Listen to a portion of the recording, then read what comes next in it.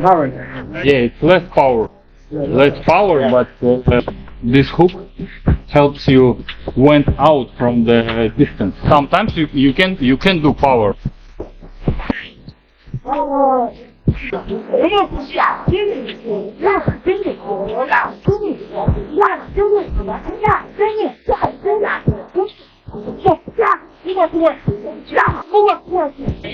After stepping into Crawford's camp, Dmitry Bivol walked away with no doubt in his mind. Crawford has the arsenal to dethrone Canelo Alvarez. Their brief sparring session revealed something crucial: footwork. For Bivol, it was obvious that Canelo struggles when opponents refuse to stand still. And when that's paired with Crawford's sharp ring IQ, the possibility of an upset becomes very real. Bivol even shared a hidden key, pointing out how Crawford's elusive rhythm makes him a puzzle even the best can't easily solve. Even the skull didn't throw punches, and it's hard to catch him, you know. At first, Bivol had doubts about Crawford making the leap to 168 pounds.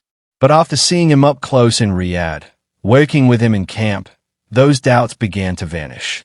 Crawford's switch hitting, his counters that cut through openings like a blade, and his endless angles, all of it convinces Bivol that Canelo may be facing a style too unpredictable to tame. I could compare like with the Canelo, yeah? He put all his energy, all his power on single punch. Yeah, maybe single punch sometimes he's harder, Canelo, yeah, than Better Beef. Because Better Beef didn't do like. Still, Bivol issued a word of caution. He reminded Crawford that this new division brings its own mysteries, and there are many things in the ring that even the sharpest fighters cannot predict. The weight of punches, the pressure of naturally bigger men. It's an entirely different battlefield. For Bivol, Crawford's success will hinge not only on his physical preparation, but on how mentally ready he is to carry that burden into the fire. The blueprint to Terence to beat Canelo Alvarez? Just need to do his job, what he's doing well. You know, he's changing his stance, he's moving a lot, you know, he's keeping this. When asked to break down the blueprint for victory, Bivol kept it simple. Crawford doesn't need to reinvent himself. He just needs to be the fighter he already is, switching stances, moving with relentless purpose, keeping the distance, and never letting Canelo settle. Because when opponents stand still against Alvarez, history shows exactly what happens: domination. I want to quickly ask you a couple of questions. Crawford, Spence. I know you watched the fight and you spoke about Crawford. How good is Crawford? Crawford is amazing, not just good, he's amazing. He said the same thing about you. Thank you, Terence. But I think he should be in the book for really? Is that good? How to learn boxing, you know? Really? He's a very good fighter. Yeah, I like to watch his fights. But what makes Crawford different in Bivol's eyes is not just his skill, it's his mentality. He is strong-willed, hungry, and driven at his core. For Bivol, this combination of mental toughness, slick movement, and intelligence could be the perfect storm to trouble Canelo in a way few ever have at super middleweight. Theo kind of made a great point when talking about sizes. Because he said, if you look at them two together now, they look the same size. He said, people have got the idea of the size thing wrong. It's not looking at them as a physical package. It's who has absorbed the bigger shots in the weight division. So it's not just Crawford sharpening himself with world-class sparring partners. On the other side, Canelo has been preparing with Gerent Boots Ennis. Boots weighed in with a warning. Alvarez is the natural super middleweight, carrying size and strength that Crawford has never faced before. For Boots, the smart move would have been for Crawford to ease into the division with a warm-up fight, because stepping straight into Canelo's world leaves no room for error. Like Bud is the second coming of Mayweather, y'all got the game fucked up. Mayweather actually didn't get hit. Bud gets hit by dudes that, like, who on Bud's resume is an equivalent of someone on Floyd's resume? So that's it right there. You know what I'm saying? Like, Floyd not getting hit by elites, Bud getting hit by non-elites, and somehow... Boots laid out the harsh reality. Size isn't just about how two fighters look side by side.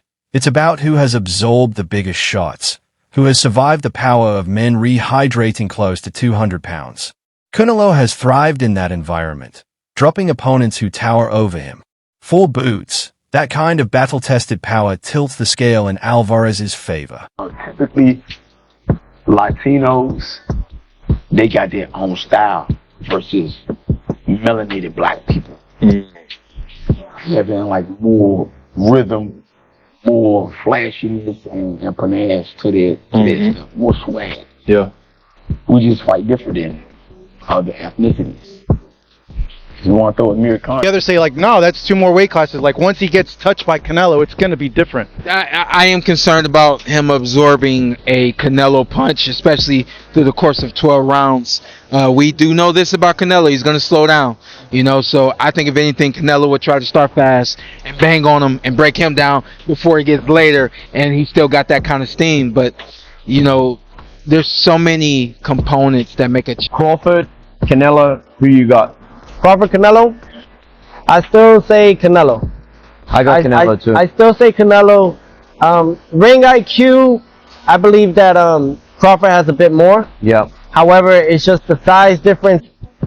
I think that where Crawford is lacking is that he should try test the waters even with somebody at that weight class before facing Canelo. But hey, they say he's a dog. He's got shot in the head and. For decades.